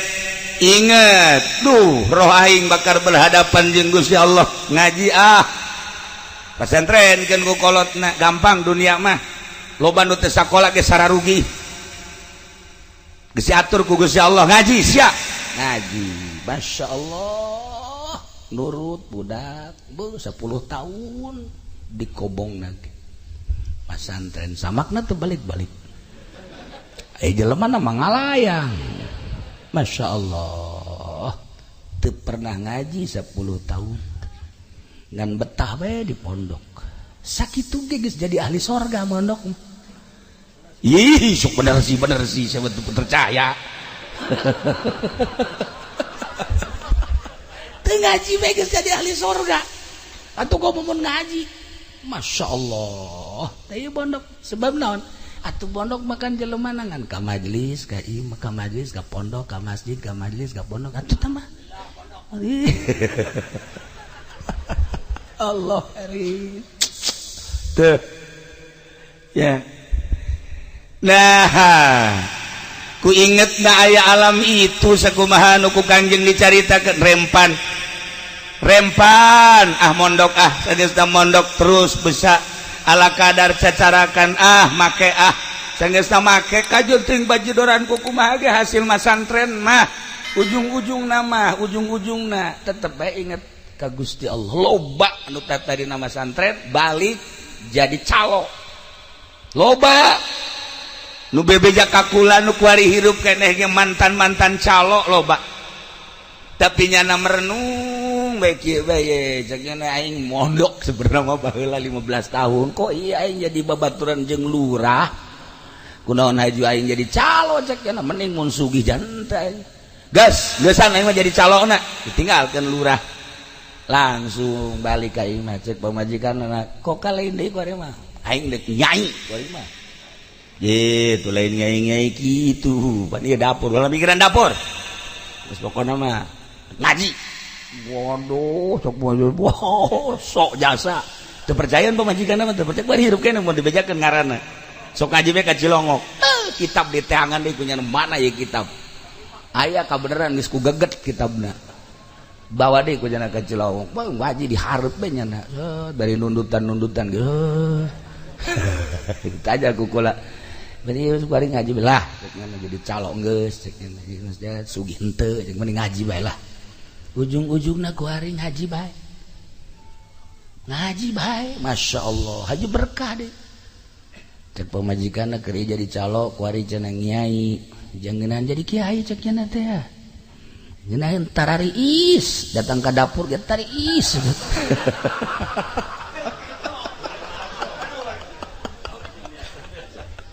Masya Allah ujung-ujungna gerage ujung-ujungna buku kula dicaritakeun nu baru ka pasantren aya anu jadi ustad doang boga majelis taklim loba nu tadi nama santren aju ku hari andieup loba ta santri mah ujung-ujungna mah hampir husnul khotimah bae beureun eta tapak di pondok ngadapang urut ngadenge-ngadengikeun terus milu satu bisa ngageh jang diri nama ayah tambah santren deka mana tuh orang nyedek balik kan itu iyalah jelema lamun percaya maut percaya tuh percaya ayah jadah ge keyakinan mah jadulurna ge pararae saenggeus da percaya maut bahwa di jero kubur teh bakal aya pertanyaan saenggeus da aya pertanyaan bisa ngajawab apa henteu lamun direnung encan engke bakal aya mauqif engke aya mizan engke bakal aya jembatan siratal mustaqim moal bisa ka surga tanpa jembatan siratal mustaqim renungkeun coba ge eta pasti hate letikna duh heuy aing mondok bae lah loba nu ka Cilongok ge kiai cenah kula dek mondok bae kumaha kiai bae bekal teu mah wajiban atuh jadi kiai ieu lalakon teh jadi nyedekeun ka aing kabeh oh masalah sih endek oh masalah nah seperti etalah nu bakal kajadian roh urang nu bakal berhadapan jeung Allah ketika asup ka jero kuburan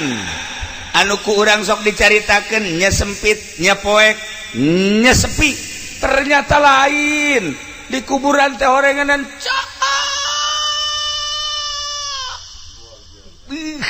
pohar rame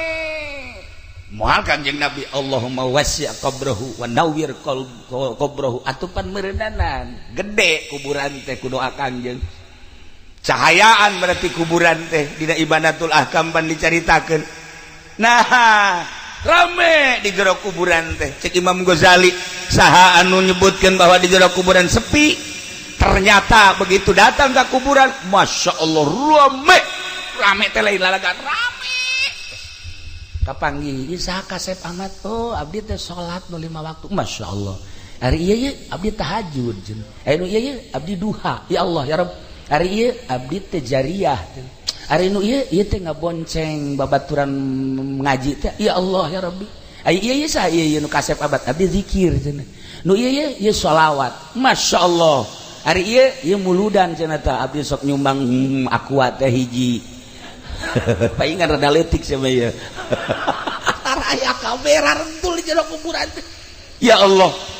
ulah disaga di jero kuburan teh sepi orang bakal kaparangi sok geura ge Haji Pendi maot kapanggih ieu sahih hideung amat ieu bohong hari nu ieu coba amat coba ieu nipu hari nu ieu wah ieu mah maling karung raya kabeh rame mengaji orang di jero kuburan teh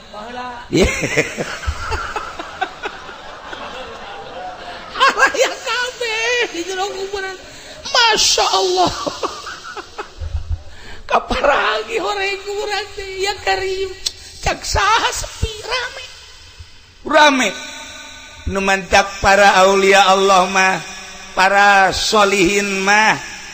maut eta kan istirahat nikmat nu kamari sibuk ku ibadah ku ari jero kuburan istirahat menikmati hasil daripada amal-amal ibadah ninaheun ngadenge Kangjeng Rasul ngadenge para sahabat ngadenge para tabiin ngadenge para aulia-aulia Allah dongeng geus ambalayah jasa ngadenge para ulama-ulama solihin indah maot eta nikmat istirahat barang ngadenge Haji Pendi maot sieun perasaan babaturan nu karitu malulu aduh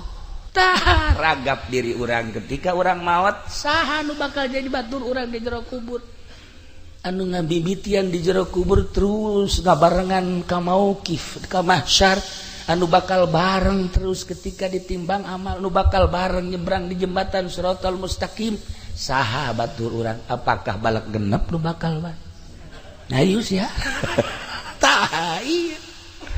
batak Kanjeng Nabi ditaros ketika Kanjeng Nabi nyarioskeun alam bako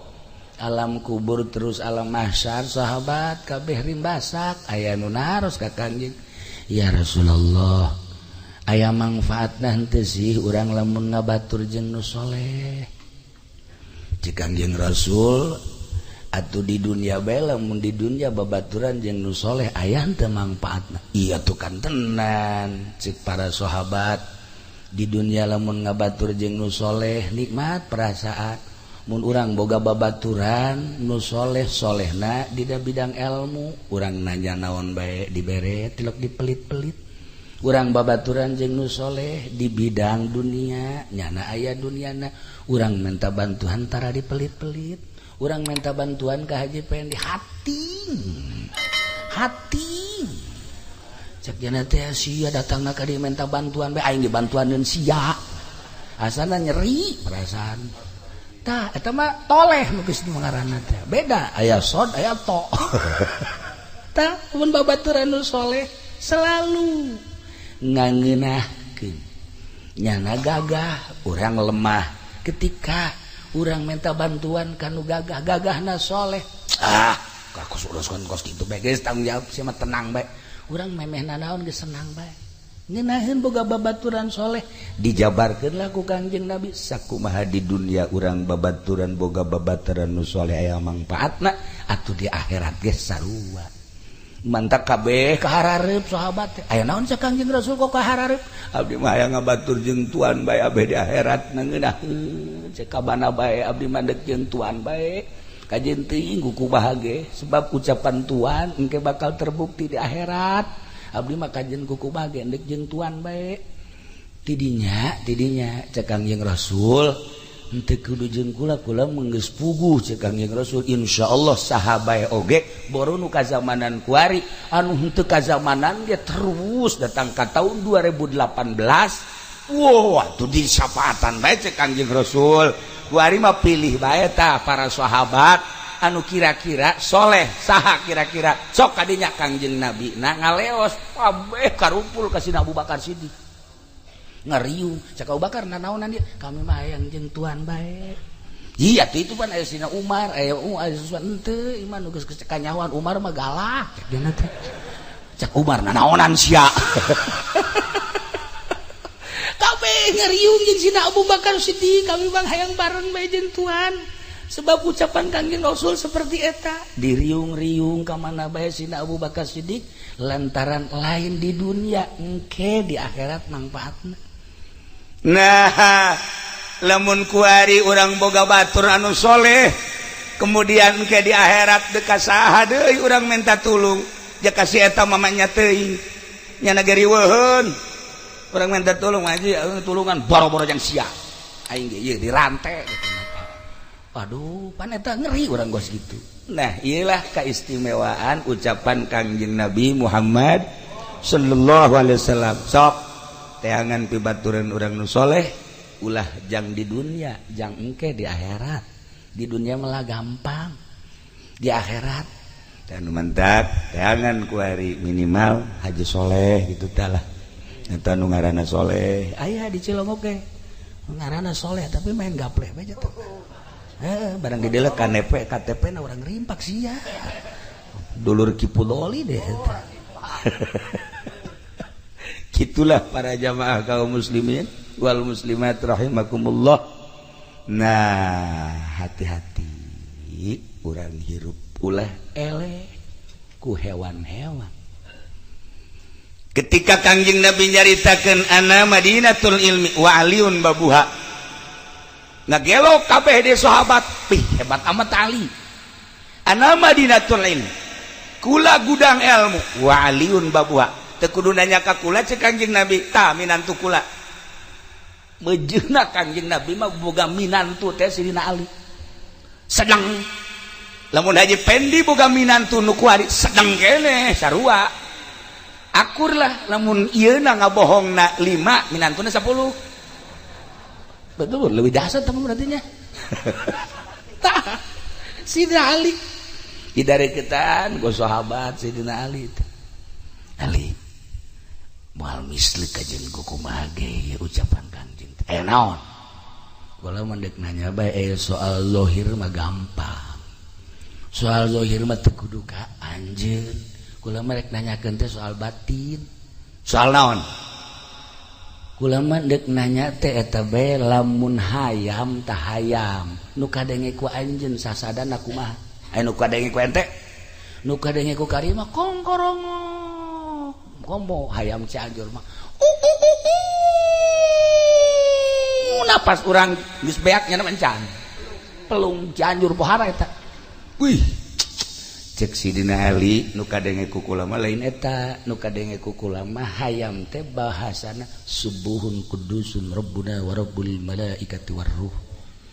subhanallah walhamdulillah wala ilaha illallah wallahu akbar masya Allah saha urang nu bisa ngadenge suara hayam modal kitu tapi kadenge ku Sidina Ali mah subuhun kudusun rabbuna wa rabbul malaikati war ruh mantap Kangjeng Nabi nyunahkeun urang boga hayam jago warna putih sukuna koneng moal aya di mana ge sukuna koneng kok moal aja mah hese tah eta sebab naon eta teh horeganan baca zikir subhanallah subuhun kudusun rabbuna wa rabbul malaikati war ruh sedengkeun bahasa eta teh bahasa nu sok dibacakeun ku malaikat Jibril alaihi salam ketika turun di langit macana subuhun kudusun rabbuna wa rabbul malaikati war ruh ruh teh malaikat Jibril dek naik deui maca subuhun kudusun rabbuna wa rabbul malaikati war ruh babacaan malaikat Jibril bisa kakalayangan sadunya maca subuhun kudusun rabbuna wa rabbul malaikati war ruh hayam jago babacaanana eta baca coba ku Haji Pendi subuhun kudusun rabbuna wa rabbul malaikati war ruh keur naik mobil nabrak aneh aing mah heueuh aneh lain salah babacaanana sungutna meureun nya heueuh sungutna ieu teu akur jeung kolbu jadi ceplakna teu akur jeung tapak ih ulah kigituanan kabehan ieu subuhun kudus masya Allah karim teh itu bahasa hayam Sidina Ali ditaros deui tuan ari eta sih bangkong kumaha eta bahasana bangkong bahasana subhanallah alhamdulillah subhanallah alhamdulillah subhanallah alhamdulillah bangkong moajan subhanallah alhamdulillah subhanallah alhamdulillah teu eureun kadenge kurang kok horegan subhanallah alhamdulillah subhanallah alhamdulillah subhanallah alhamdulillah eta bahasa bangkong coba bahasa Haji Pendi goni karung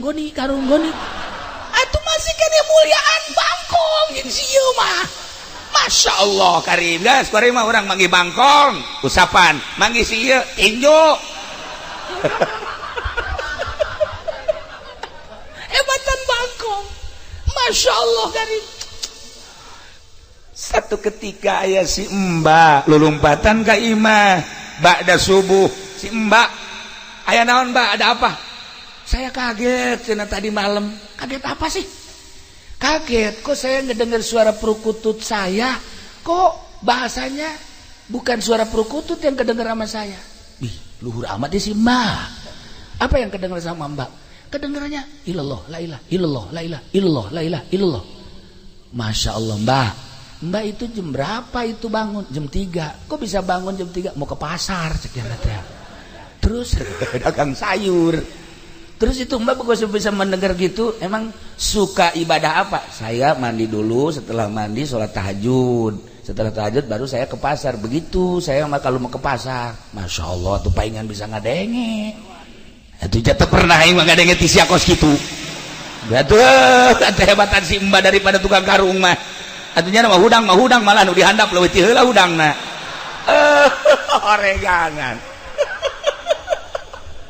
masya Allah kasih Mbak bisa dibukakan hijab Gusti Allah meureun nol hatena di Cilongok eta kula kaget eta kasih Mbak ya Allah ya Rabb horenganan hudang mandi wudu tahajud beres terus berangkat jam 3 ka pasar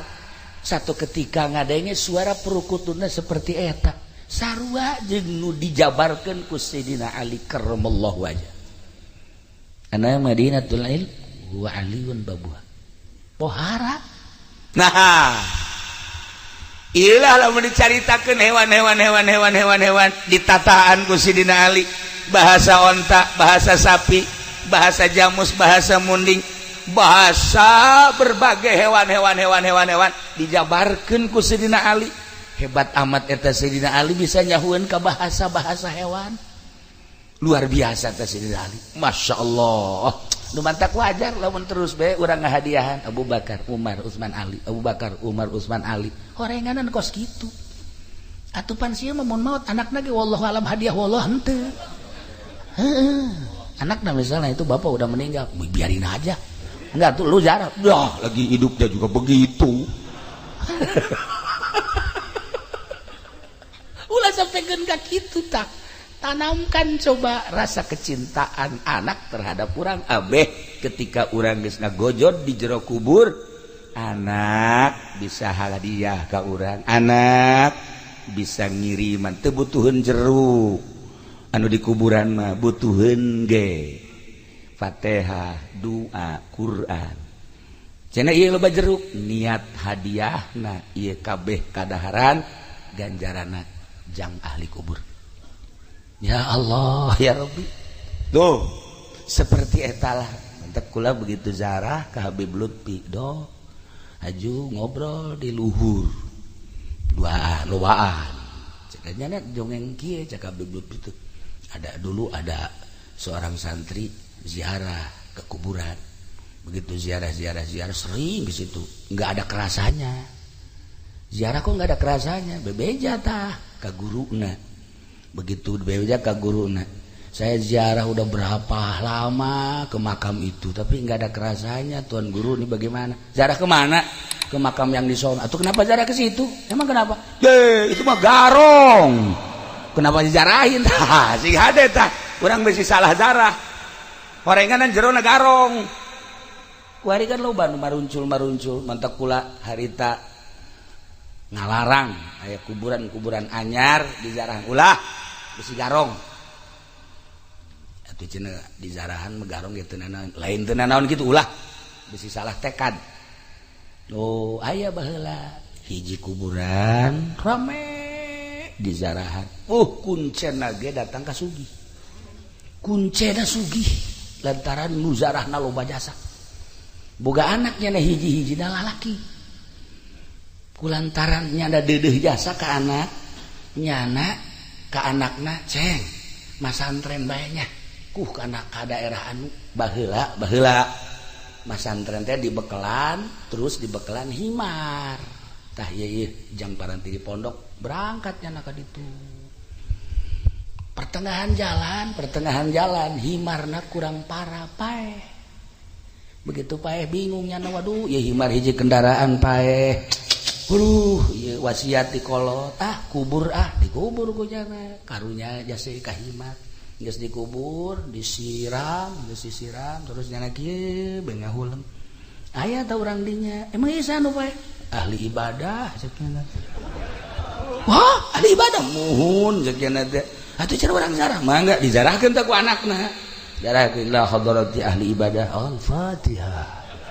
Milu nya nam. Bebeja teh sia teh. Aya ahli ibadah di ditu maot, ieu urang zarah di zarahan nyana jadi kuncena teh teu jadi masantrena.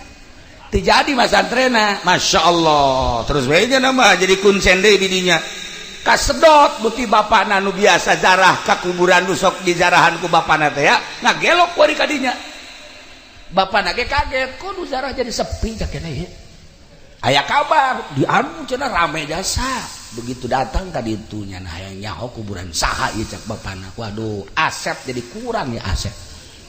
Masyaallah datang gadinya barang di deuleu kuncen aja mah ajaib anak aing. Masyaallah sia ieu jadi kuncen. Mohon teu jadi masantren. Henteu emang kunaon? Himar pae bah.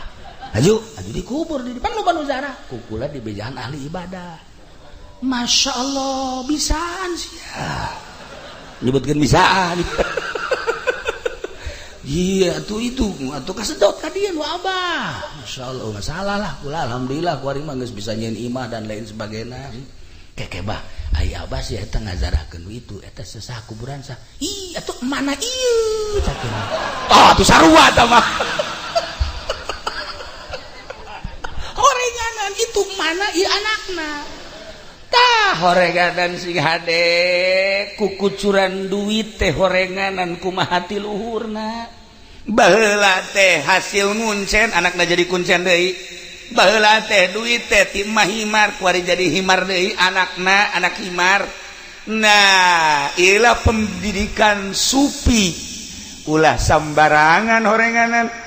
Lamun carita almarhum abah baheula mah santren di Kosambi kemudian aya santri maling peuteuy geus kitu dahar bareng cak abah teh ieu peuting nang di mana tah meunang ngalah tinu tatangga ulah di dahar cak abah teh bahaya sia eta keur di pondokna keneh geus bisa amanat ulah di dahar aya nang maling mah pan si ieu mah lain nang di mana teh sia nang maling keneh urang oragu kan beda bahasana gen mah teh kos kieu teh bentukna di pondokna keneh kudu dijaga masyaallah dah iyalah horenganan kokocoranana ti mana sing hade pernah aya hiji jelema usaha sagesa usaha boga anak opat nyana masantrenkeun anak nu opat itu sambarangan ngabiayaanana sanajan usaha baheula mah ya awi baheula mah giribig dan lain sebagainya tetapi usaha anu jang ngabiayaan anak manu dianggap halal lagi halal na pisan henteu diakurkeun henteu dicampurkeun jeung hasil usaha-usaha nu sejen. Nah ieu anakna nu opat-opatanana jadi kiai kabeh biayana beda masyaallah sok kuari ngaji pendi ngabiayaan anak hasil ti dagang karung ulah dididik ta anak kudu sejen nyahok we ka karung asal didelep ku anakna oh karung ayam didelep oh karung goni oh ieu oh kalung nyempet aya oh kalung nyempet nyaho sorangan sebabna bensina nu mantap para habaib kahandapna jadi habib tetesan ti luhurna habib tuh mana kieu anak kiai ge kahandapna engke minimal jadi kuyai nyana kuya dicai lamun kiai na apik baheulana duit di pamarentah mah punyana tilok di dahar ai leutik mah kitu pod kan lah ieu duit bangsa ti calo-calo tara nah diapika anak teu kudu usaha hese beleke gerage bakal netes ka anak tapi lamun sambarangan nah ieu teh urusan ngaji mah gampang udek ngaji naon babari kuari mah malah henteu kudu masantren kuari mah pencet HP dek ngaji naon di HP dek ngaji naon dek ngaji hakikat ge aya di HP dek ngaji hakikat geus aya di HP masyaallah guru mursyid mbah Google geus aya tadi HP mantap mararikung kabeh jelema aya kabeh tapi lain eta nu hese mengenal Allah nu kudu boga guru lain sakadar ilmiah sebab lamun eueuh guru hese engke nuduh-nuduhkeun anak menuju Allah mah hese sebab naon loba panyakit engke akibatna mun eueuh guru teu kaambe anak himar gengke di zarahan bae tapi lamun boga guru tek urang jeung Habib Lutfi be datang ka makam kaambe ahli tawakal urang zarah deui ka hiji makam gumo Gus Dur sarua ahli sobar nyahoeun Bu begitu zarah Habib Lutfi berseri be ini mah bukan kiai bukan wali bajingan ceuk nya kaambeun misalnya tuh wauhan yang Haji Pendi ya, Haji Pendi maot, ajak Habib Lutfi kadinya. Coba Bib tolong zarahin ini siapa ini orang? Jaga mantu.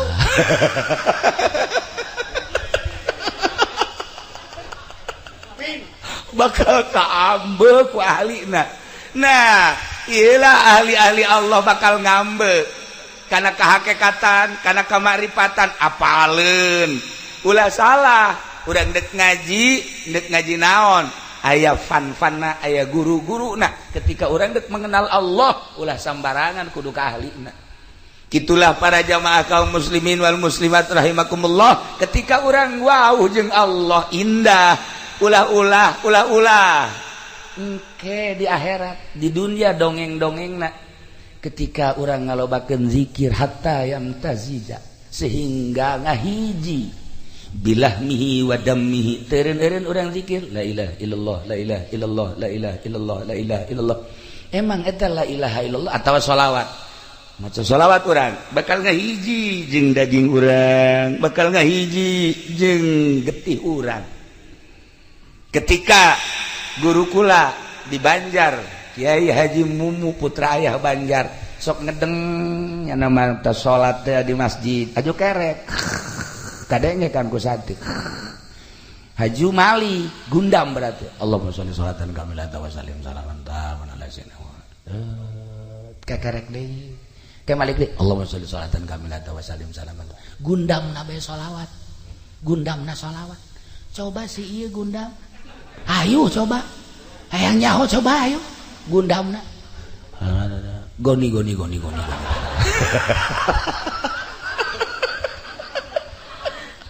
kabawa gundam ahli zikir gundamna pasti zikir moal dibejakeun seorang kiai ahli ukudul juman moal dibejakeun hirup keneh masalahna katabraknya na begitu katabrak masuk rumah sakit Bandung diimpus lah jana kieu beta kiai teh kula ngalayat jeung guru kula ti Garut kadinya begitu ngalayat kan teu nyaho kunaon eta nya maca nazaman wa mabinal qaidil muqarrarah idza atatakiratun muqarrarah eta kan ukudul juman masyaallah kari eta ong-ongan gundamna bae make ukudul juman coba sih ya hayu coba salihan ti goni-gonian ge pasti ge juri gundamna ukudul juman kula gide we ya Allah ya Rabbi berarti nu aya di benak hate eta teh ukudul juman. Nah iyalah hatta yamtazija ketika zikir terus-terusan bakal ngahiji bilahmihi wa dammihi atuh malaikat ge seungiteun seungit zikir nu ieu seungit sholawat ya kari. Nah iyalah nu bakal beranian ketika maot di jero kuburnya na bisaeun ngajawab pertanyaan malaikat. Nah loba jasa ahli-ahli Allah anu ditanya man rabbuka ditanya segala rupa di cek malaikat kok man rabbuka tuh ditanya mah ji pan begitu itu ditanya kaget cenah lagi ieu kan tugas sakjana man rabbuka bejakeun ka Gusti Allah ana inda zanni abdi bi cak Gusti Allah kumaha sangkaan hamba kaula terhadap kula aing geus boga sangka bahwa aing teh ya ieu teh salamet kajen kumaha ge ketika roh keluar boga sangka 100% salamet tina pertanyaan maka ditanya-tanya cek malaikat kok kieu amat sih laporan malaikat Gusti aya hamba Gusti ditanyana kos kitu amat sih mondok dong dan lain-lain sebagai dages puguh Imam Sibaweh masyaallah karim Sayyidina Umar kan tidak satu riwayat begitu ditanya man rabbuka malaikat emang can kenal Umar ya Umar setan geus sieun ka Umar maka ditanya-tanya segala hampura mar satu riwayat seperti eta ya Allah ya Rabb anu cinta ka Tuhan si Abdul Qadir man rabbuka Abdul Qadir cacak-cacak Abdul Qadir bae pakai jawaban salamet atuh komo ka Kangjeng Nabi man rabbuka Muhammad wa man nabiyuka Muhammad wa ma imamuka Muhammad atuh ka Abdul Qadir bae cinta salamet atuh komo ka Kangjeng Nabi meureun malaikat ge kok ieu jawabanna Muhammad kabeh sih tanya nah Haji Pedi man rabbuka Muhammad mana sih ya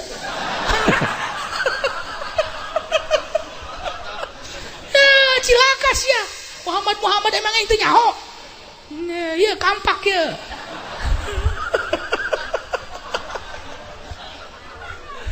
gambaran ahli-ahli Allah mun urang macaan dina kitab-kitab sufi Masya Allah indah jasa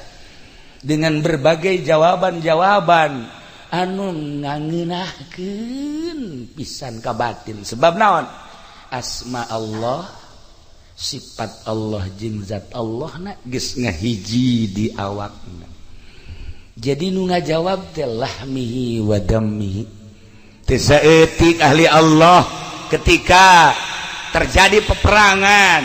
ngucur getihna kahandap ngabentuk Allah Allah Allah Allah. Aya nu ahli sholawat ngabentuk Muhammad Muhammad Muhammad Muhammad. Batur seperti eta renungkeun jeung tafakuran coba diri urang mun maot getih urang naon, getih urang naon.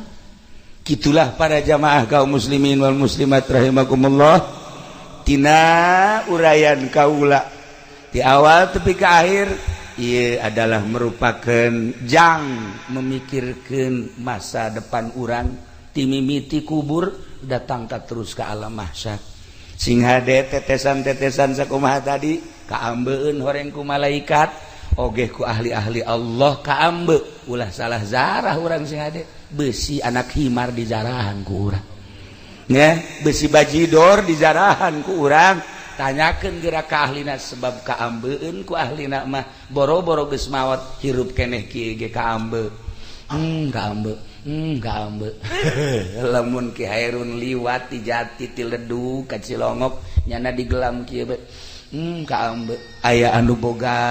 naon kitu ngaran aya anu boga teluh cak nyana kaambeun dan lain-lain sebagainya ku ahli Allah selalu kaambe ngan teu meudang nyaritakeun. Geus urang lempengkeun kuari hate urang jeung keyakinan urang eueuh pangeran nu wajib disembah kecuali Allah, Allah anu ngatur segala-galana. Yuk urang mun tayang segala rupana ka Gusti Allah, menta ka Gusti Allah jah hakikat mah kabeh ge ti Gusti Allah, menta dimantepkeun keyakinan urang ka Gusti Allah sehingga dosa-dosa urang dihampura ku Gusti Allah, amal-amal bagus urang ditarima ku Gusti Allah. Terutama nu kuari di haolan mudah-mudahan dihampura sakabeh dosana, dilegakeun di kuburanana, dicaangkeun di kuburanana, dibere kanikmatan ku Gusti Allah di jero kuburanana. Urang nu aya di dieu mudah-mudahan husnul khotimah. Bi barakati umil Quran. Al-Fatihah.